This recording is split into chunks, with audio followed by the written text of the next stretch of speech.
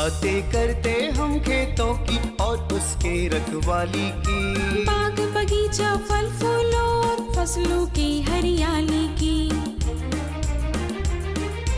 हम बीजों की बातें करते उत्तम जल संसाधन की, हम तकनीकी बातें करते फसलों के उत्पादन की। हर किसान का सपना सच हो जीवन सुखद बनाने को, गाँव-गाँव के हर आंगन का प्यारा सा ये दर्शन। कृषि दर्शन, कृषि दर्शन, कृषि दर्शन, कृषि दर्शन, कृषि दर्शन, कृषि दर्शन, कृषि दर्शन, कृषि दर्शन। जोहार, नमस्कार। कृषि दर्शन के आज के अंक में आप सबका स्वागत है। किसान भाइयों, कई बार हम अपने जीवन में परेशानियों से कुछ यूँ निकल आते हैं जैसे लगता है कि कोई साथ दे रहा हो, और उस अदृश्य शक्ति को हम कहते हैं भगवान। और कृषि जगत में, खेत खलिहानों में हमारी परेशानियों को दूर करने के लिए जो हमारे साथ खड़ा होता है उसे कहते हैं कार्यक्रम कृषि दर्शन। कृषि दर्शन में हम जानकारी हासिल करते हैं कृषि जगत से जुड़ी हुई, और कार्यक्रम की शुरुआत करते हैं कृषि समाचार से। नमस्कार, कृषि समाचार में आपका स्वागत है। मैं हूं मृदुला। आइए देखते हैं आज कृषि समाचार में क्या है खास। राज्य के 17 जिलों में चलाई जा रही है एकीकृत बागवानी विकास मिशन योजना। राज्य में 100 कृषक पाठशाला खोलने की है योजना। लत्तेदार बोदी के बेहतर उत्पादन के लिए लगाएं उन्नत प्रभेद बिरसा श्वेता। अब समाचार विस्तार से। राज्य में बागवानी खेती के उन्नति के लिए एकीकृत बागवानी विकास मिशन योजना चलाई जा रही है। इस योजना के तहत झारखंड के 17 जिलों में गैर परियोजना आधारित कार्य अवयव उपलब्ध कराए जाएंगे। इन 17 जिलों में रांची, खूंटी, हजारीबाग, रामगढ़, चतरा, पलामू, लातेहार, लोहरदगा, सरायकेला, देवघर, दुमका, पाकुड़, जामताड़ा, पूर्वी और पश्चिमी सिंहभूम, गुमला और सिमडेगा शामिल हैं।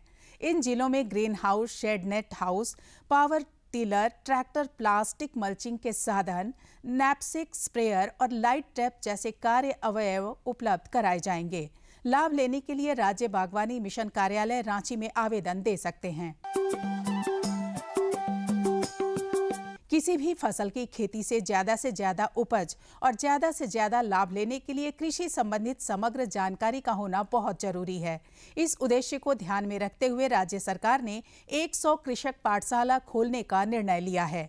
इस वित्तीय वर्ष में 17 कृषक पाठशाला शुरू किया जाएगा, जबकि अगले वित्तीय वर्ष में इसे बढ़ाकर 50 कर दिया जाएगा। साथ ही आने वाले वर्षों में पूरे 100 कृषक पाठशाला खोलने की योजना है। मुर्गी पालक भाइयों, इस मौसम में मुर्गियों को ठंड से बचाने के लिए उनका बेहतर आवास प्रबंध करें। रात के वक्त हवा आने वाला जो भी स्थान खुला हो उसे अच्छी तरह से ढक दें, जबकि आवास के अंदर अनुकूल तापमान के लिए ब्रूडिंग का इंतजाम करें। मुर्गियों को पंख से गर्मी मिलती है। चूजों के पंख बहुत छोटे छोटे होते हैं, इस वजह से उन्हें आवश्यक गर्मी नहीं मिल पाती है। यही कारण है कि इस मौसम में उन्हें ठंड लगने का खतरा रहता है। इसलिए वर्तमान मौसम में उन्हें हर हाल में ठंड के प्रकोप से बचाएं। इसके लिए उन्हें हवा, पानी और जमीन से लगने वाले ठंड से बचाएं। उन्हें ठंडी हवा से बचाने के लिए आवास को रात के समय पर्दों से ढकने का इंतजाम करें। पीने के लिए गुनगुना पानी दें। जमीन पर बैठने के लिए बिछावन बिछा दें। ठंड अधिक हो तो आवास में बल्ब जला दें। अभी इस मौसम में ठंड बहुत तेज़ी से नीचे गिर रही है, इसी कारण हम कह रहे थे यहाँ पे जो पर्दा मैनेजमेंट है या जो कर्टन मैनेजमेंट है वो सबसे इम्पॉर्टेंट होता है। अब किसान भाइयों को ये सलाह दें, किसी भी उनके पास जो भी रिसोर्सेस हैं उसको आप हाउसिंग की ऐसी व्यवस्था करें जिससे अंदर मुर्गियों का जो पहला वीक में कम से कम 95 डिग्री तापमान को हम मेंटेन कर सकें, दूसरे सप्ताह में हम 90 डिग्री तापमान को कम से कम हम मेंटेन कर सकें, इसकी व्यवस्था आप रखें। राज्य के जो किसान गर्मी के मौसम में लत्तेदार बोदी की खेती करना चाहते हैं, वे फरवरी से मार्च तक फसल लगा सकते हैं। लत्तेदार बोदी के बेहतर उत्पादन के लिए उन्नत प्रभेद बिरसा श्वेता, स्वर्ण श्वेता या स्वर्ण हरिता लगाएं। लत्तेदार बोदी की सफल खेती के लिए वैसे खेतों का चयन करें जिनकी मिट्टी दोमट या हल्की चिकनी हो और उसमें जल निकास की अच्छी व्यवस्था हो। लत्तेदार बोदी की बुआई के लिए 15 किलोग्राम बीज प्रति हेक्टेयर की दर से लगाएं। बुआई में कतार से कतार की दूरी 15 सेंटीमीटर और पौधा से पौधा की दूरी 15 सेंटीमीटर रखें। लत्तेदार बोदी के बेहतर उत्पादन के लिए उन्नत प्रभेद बिरसा श्वेता, स्वर्ण श्वेता या स्वर्ण हरिता लगाएं। इनकी उत्पादन क्षमता 100 से 150 क्विंटल प्रति हेक्टेयर है। राज्य के किसान खेत की तैयारी करने और खरपतवार नियंत्रण के लिए कृषि उपकरण बखर का उपयोग कर सकते हैं। इसकी कार्यक्षमता 1 से 1.5 एकड़ प्रतिदिन है। आज हम जानेंगे लत्तेदार सब्जी फसलों में रासायनिक दवा के बिना कैसे कीट नियंत्रण करें। लत्तेदार सब्जी फसलों में कई कीटों के आक्रमण का खतरा रहता है। किसान भाई इन कीटों के रोकथाम के लिए प्रति एकड़ की दर से 3 फेरोमोन ट्रैप खेत में लगाएं। ध्यान रहे 20 से 25 दिन पर ये ट्रैप बदलते रहें। इससे ज्यादातर कीटों का प्रकोप नहीं होगा। और अब एक नजर राज्य के 5 प्रमुख शहरों के मौसम के मिजाज पर। आज राज्य के 5 प्रमुख नगरों के अधिकतम और न्यूनतम तापमान कुछ इस प्रकार दर्ज किए गए। रांची का अधिकतम तापमान 23 डिग्री सेल्सियस और न्यूनतम 10 डिग्री सेल्सियस।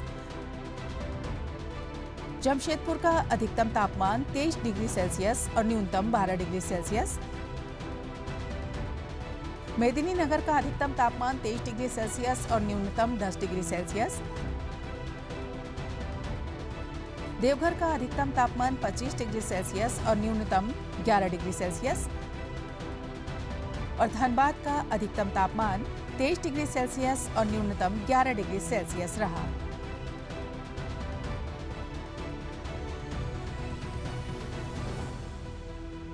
कृषि समाचार में आज इतना ही। अगले दिन अगले अंक में फिर मुलाकात होगी कुछ ताजा तरीन खबरों के साथ। तब तक के लिए दीजिए इजाजत। नमस्कार, जोहार। किसान भाइयों, हमारी जो सरकार है वो प्राकृतिक खेती को बढ़ावा देने के लिए कृत संकल्प है। प्राकृतिक खेती जिसपे हम अपने आसपास उपलब्ध संसाधनों के माध्यम से खेती करते हैं, जिससे किसानों की लागत कम हो और मुनाफा ज़्यादा। प्राकृतिक खेती में रासायनिक खादों का, कीटनाशकों का इस्तेमाल नहीं होता है। क्या है ये प्राकृतिक खेती और कैसे करें इसे, पूरी जानकारी इस फीचर के माध्यम से। तो आइए देखते हैं ये फीचर और जानकारी हासिल करते हैं प्राकृतिक खेती के संबंध में।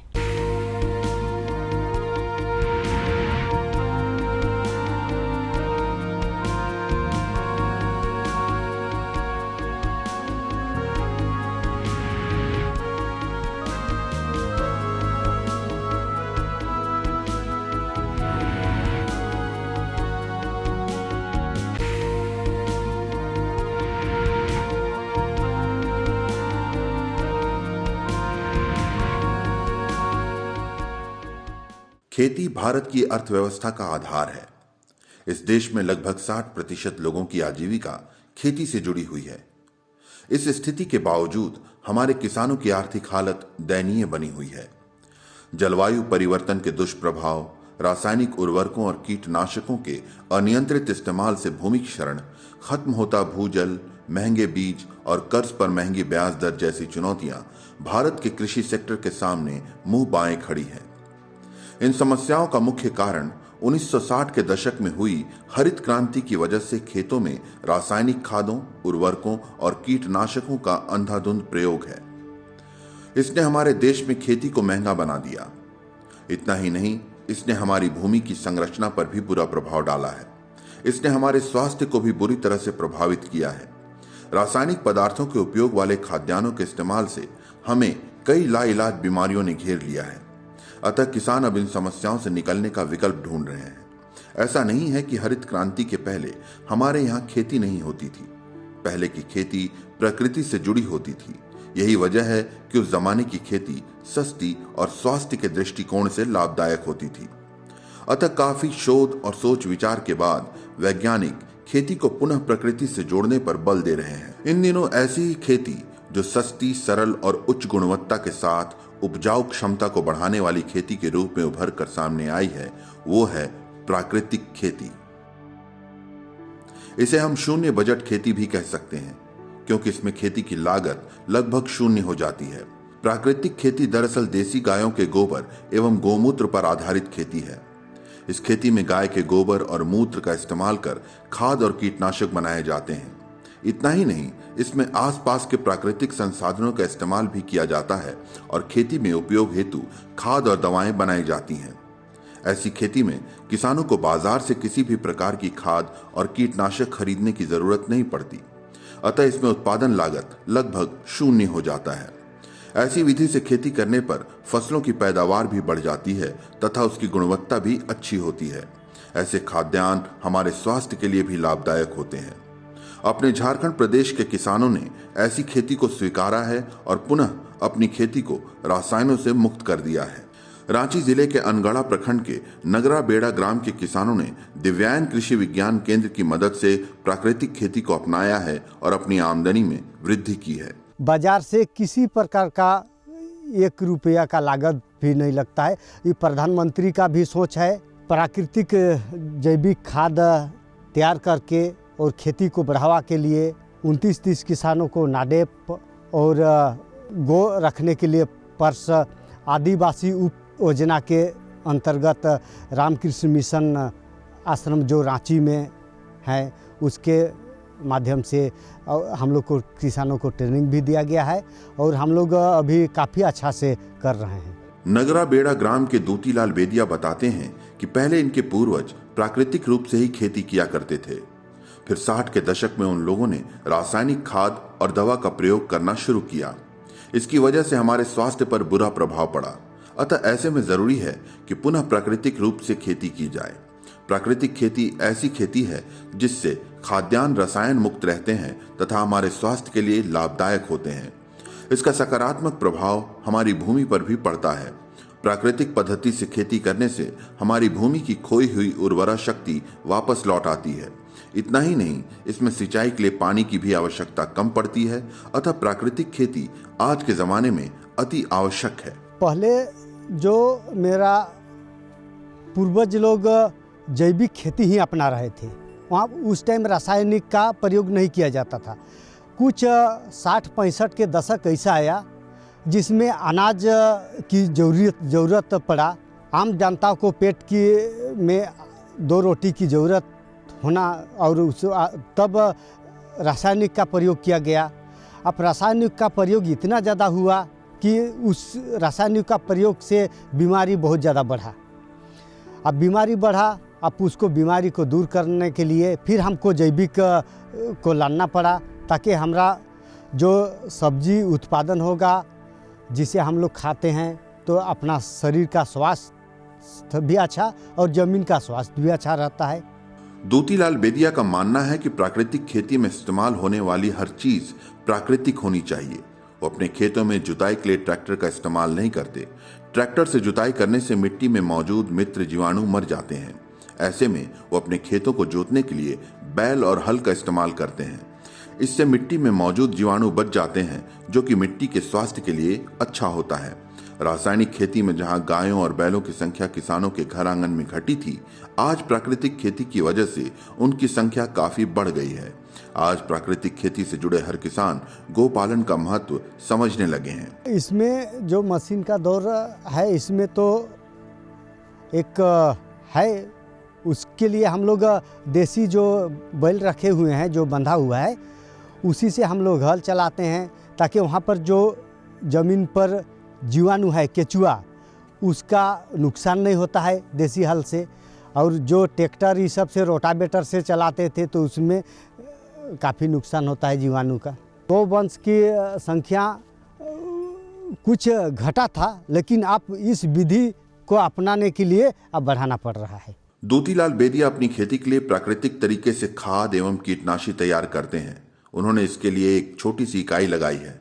इसमें वो वर्मी वॉश तैयार करते हैं तथा उसे खाद एवं कीटनाशी के रूप में अपने खेतों में इस्तेमाल करते हैं। हम लोग एक जीवा अमृत खाद अपने से तैयार करते हैं, उसे तरल दवा, और जो एक इस यूनिट जो लगा हुआ है, इसमें 4 ड्राम है 200 लीटर का। इसमें वर्मी वाश तैयार करते हैं, जिसमें एक में 100 केजी गोबर 100 केजी गोबर डाला हुआ है। प्रत्येक में 4 में है 400 केजी गोबर डाला हुआ है। इसमें जो वर्मी वाश निकलता है, वहाँ पर एक रखा हुआ है जो सामग्री, उसमें केचु बर्मीवाश जमा होता है, उसको फिर हम लोग ज़मीन में अपना फसल में छिड़काव करते हैं। और एक इसमें है, इसमें जीवाश्म जो जानवर का मरा शरीर का, जो मछली का पोटा, ये सब का जो बनाते हैं, इसे जो फसल का पत्ता उता सिकुड़ता है उसे छिड़काव करते हैं। बहुत अच्छा हम लोग को यहाँ पर कोई बिना लागत का काम हो जा रहा है, किसान को 1 रुपया लागत नहीं लगता है। किसी भी तकनीक को सफल तब माना जाता है जब किसानों को प्रत्यक्ष रूप से उससे आर्थिक लाभ मिलता है। प्राकृतिक खेती ऐसी ही खेती है जिससे किसान अपनी आमदनी में खासी वृद्धि कर सकते हैं। दूतीलाल बेदिया के लिए पहले जिस भूमि से जहां 5,000 रुपए भी कमाना मुश्किल था, आज वो उस भूमि से लगभग 50,000 रुपए तक की आमदनी कर ले रहे हैं। हम लोग 2016 से इस विधि को अपना रहे हैं। पहले हम लोग को उसी ज़मीन पर 5,000 भी प्रॉफिट करना हम लोग को असंभव था। आज उससे हम लोग को 50,000 उसी ज़मीन से हम लोग ले रहे हैं। तो हम बिल्कुल अच्छा है कि उस विधि को अपना के हम लोग बहुत सा टेक्निक को बदल दिए हैं। दूतीलाल बेदिया ने जब इस खेती की शुरुआत की थी तो उन्हें काफी आलोचकों का सामना करना पड़ा था, लेकिन उन्होंने इसके बावजूद प्राकृतिक खेती को अपनाया। इस खेती से उन्हें काफी लाभ हुआ है और उन्हें अपने खाद्यान्नों को बेचने में दिक्कत भी नहीं होती। इसमें हम लोग को काफ़ी दबाव दे रहा था और आदमी कह रहा था कि ये आप लोग दूसरा का चहका बहका में चल रहा है, जो खाने के लिए जो उत्पादन हो रहा है वो भी नहीं होगा, बहुत तरह का कह रहा है। और जो हम लोग हकीकत में बाज़ार ले जाते थे उसका भी रेट जो रासायनिक से उत्पादन करता था उसी का रेट हम लोग को भी मिल रहा था। तो हम लोग सोचे कि खैर कोई बात नहीं, उसी रेट से मिलता है, लेकिन हम लोग को टिकाऊ और कम लागत से उत्पादन हो रहा है। जो कि हमको अगर रासायनिक दवा लेने के लिए जाते हैं तो 500-600 रुपया, 1,000 रुपया एक लिक्विड का दाम पड़ रहा है। अब यहाँ पर फ्री फोकट का हम लोग तैयार कर ले रहे हैं, तो इसे और बेहतर तो कुछ नहीं है। और एक टिकाऊ फसल उत्पादन हो रहा है। आज तोड़े 1 सप्ताह तक हम रख ले रहे हैं। से रांची जिले के अनगढ़ा प्रखंड के नगरा बेड़ा के किसान महेश बेदिया भी प्राकृतिक खेती से जुड़े हुए हैं। वो इस मिट्टी तथा मनुष्य के स्वास्थ्य के लिए लाभदायक बताते हैं। उनका मानना है कि रासायनिक खाद्यान्नों से इंसान गंभीर बीमारियों से ग्रसित होता है, लेकिन प्राकृतिक खेती से मनुष्य स्वस्थ रहता है। वो बताते हैं कि इसके लिए उन्हें खाद और दवा बाजार से खरीदनी नहीं पड़ती, वो प्राकृतिक संसाधनों का प्रयोग कर उसे तैयार करते हैं। देखिए सर, जहाँ तक ये प्राकृतिक खेती की बात है तो ये एक बहुत अच्छी चीज़ है, क्योंकि रासायनिक विधि से जो पहले से खेती कर करके हमारा मिट्टी जो है सर बंजर हो चुकी है। और मैं धीरे धीरे अब मेरे साथ साथ गांव, अगल बगल गांव के बहुत सारे लोग धीरे धीरे इस विधि को, प्राकृतिक खेती की विधि को अपना रहे हैं। इससे हमारा मिट्टी जो है मिट्टी की गुणवत्ता में फिर से सर ये आएगी, अच्छा होगा, और हमारा स्वास्थ्य पर भी इसे बहुत ज़्यादा इफेक्ट पड़ेगा। वो बताते हैं कि जिस तरह से रासायनिक खेती के लिए हमें बाजार से खाद और दवा खरीदनी पड़ती है, प्राकृतिक खेती में ऐसा नहीं होता। प्राकृतिक खेती में चूंकि वो स्वयं खाद और दवा का निर्माण करते हैं, इसकी वजह से उनकी खेती की लागत लगभग शून्य हो जाती है। इस खेती से उनकी फसलों का उत्पादन बढ़ रहा है और आमदनी में वृद्धि हो रही है। देखिए, हमें रासायनिक विधि से अगर खेती करते हैं तो उसमें थोड़ा लागत ज़्यादा हो जाता है सर। उसे तो सारा चीज़ दुकान से खरीद के लाना पड़ता है, बीज, खाद, दवाई वगैरह सारा चीज़ दुकान से खरीद के लाना पड़ता है, इससे लागत ज़्यादा है। लेकिन जब हम प्राकृतिक खेती में आते हैं तो सर प्राकृतिक खेती में अपना जो घर का जो है सर, जो जैसे बारी का है उसी का उपयोग करते हैं, तो हमारा जो खाद का और दवाई का जो लागत था वो बच जाता है सर। सिर्फ हमें बीज खरीदना पड़ता है दुकान से। नगरा बेड़ा ग्राम के संदीप बेदिया भी प्राकृतिक खेती को रासायनिक खेती से बेहतर मानते हैं। वो बताते हैं कि रासायनिक खेती की वजह से पहले उनकी जमीन बंजर हो गई थी। जब से उन्होंने प्राकृतिक खेती अपनाई है, तब से उनकी भूमि की उपजाऊ क्षमता में वृद्धि हुई है। प्राकृतिक खेती की उपज से मनुष्य का स्वास्थ्य अच्छा होता है तथा मिट्टी की उर्वरा शक्ति भी बढ़ती है। ये जो जमीन है ये पहले दादा पुरखा जो करते आता था तो बहुत बंजर था, उसमें उतना उपजाऊ नहीं होता था। आज जैविक के थ्रू अब हम लोग गोबर का खाद डालते हैं, केचुआ खाद डालते हैं, तो उस तरह का अच्छा हो रहा है। अभी यहाँ जैविक खेती अभी पूरा गोबर डाल रहे हैं, केचुआ खाद डाल रहे हैं, तो उस उसी से डाल के हम लोग इसका मतलब तैयार कर सकते हैं। अभी बोला भी जाता है पहले रासायनिक जो यूरिया DAP जो खाते थे वो बीमार भी पड़ता था, और अभी जैविक कर रहे हैं, इसको खाने में भी अच्छा लगता है और इसका सेहत भी अच्छा रहता है। इससे ज़मीन भी हम लोग का अच्छा रहता है, गोबर का खाद डालते हैं, इसमें उर्वरक शक्ति और ज़्यादा बढ़ता है। कोई भी फसल लगाते हैं, टमाटर लगाते हैं। हमारे माननीय प्रधानमंत्री नरेंद्र मोदी की ये सोच है कि प्राकृतिक संसाधनों का उपयोग कर ऐसी खेती की जाए जिससे किसानों की खेती की लागत में कमी आए और उनकी आमदनी दुगनी हो। प्राकृतिक खेती वैसी ही खेती के रूप में उभर कर सामने आई है। इस खेती से हमारी धरा और मनुष्य के स्वास्थ्य को तो लाभ मिल ही रहा है, साथ ही साथ किसान भी इस खेती से अपनी फसलों की पैदावार बढ़ाकर अच्छा लाभ कमा रहे हैं। उनकी आय दुगनी से भी ज्यादा हो रही है। ये जो प्रधानमंत्री का भी सोच है कि प्राकृतिक संसाधन से कम लागत में, एकदम जीरो लागत में खेती का बढ़ावा देना, ये बिल्कुल सही है। जो हम लोग का संसाधन यहाँ पर है, इसी से हम लोग तरल दवा बनाते हैं, और जो इस तरल दवा बना के हम जो फसल में छिड़काव करते हैं, इस फसल का उत्पादन बहुत ज़्यादा बढ़ा है। उसके बाद टिकाऊ फसल है, जो फसल को आज तोड़ के एक सप्ताह तक भी हम रख सकते हैं, और जो रासायनिक का था उसमें आज तोड़े कल ख़राब हो जाता था। तो आज जैविक का है कि इसी प्रकार से आय को हम लोग दुगुनी बढ़ा सकते हैं। प्रधानमंत्री का सोच है कि आय का दुगुनी करना एकदम बिल्कुल सही है।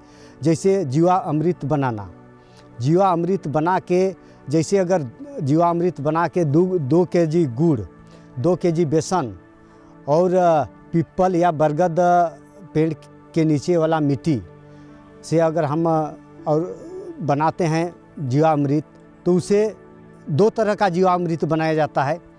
एक धूप में रखने वाला, जो कि धूप में इसीलिए रखते हैं, धूप में रखते हैं तो उसको हम तालाब में डालने के लिए तैयार करते हैं, वहाँ मछली का आहार बहुत अच्छा होता है। और एक ठंडा जो छाया में रखने के लिए जीवामृत बनाते हैं, वो अलग है उसको, ताकि वहाँ पर जीवाणु ना मरे, और उसको हम ज़मीन में या तो ड्रिप के माध्यम से चलावें, चाहे स्प्रे करके करेंगे, तो उसे ज़मीन का और फसल का एक टिकाऊदार फसल बनता है। प्राकृतिक खेती आज के समय की मांग है। रासायनिक खेती ने न सिर्फ खेती की लागत को बढ़ाया है, बल्कि इसने हमारे स्वास्थ्य तथा कृषि की जमीन को भी नुकसान पहुंचाया है। रांची जिले के अनगढ़ा प्रखंड के नगरा बेड़ा ग्राम के किसानों ने प्राकृतिक खेती की खूबियों को पहचाना है और इसे अपनाकर यहाँ के लोगों को एक नई दिशा देने का प्रयास किया है। तो देखा किसान भाइयों, इस फीचर के माध्यम से प्राकृतिक खेती से जुड़ी हुई पूरी जानकारी आपको उपलब्ध कराई गई। अब वक्त हो गया है कि हम आपसे विदा लें, लेकिन इस अनुरोध के साथ कि आप हमें अपनी बातें अवश्य लिख भेजेंगे। हमारा पता है कार्यक्रम कृषि दर्शन, कृषि प्रकोष्ठ द्वारा केंद्र निदेशक, दूरदर्शन केंद्र, रातू रोड, रांची, पिन संख्या 834001। मुझे और पूरी टीम को दीजिए इजाजत। जोहार, नमस्कार।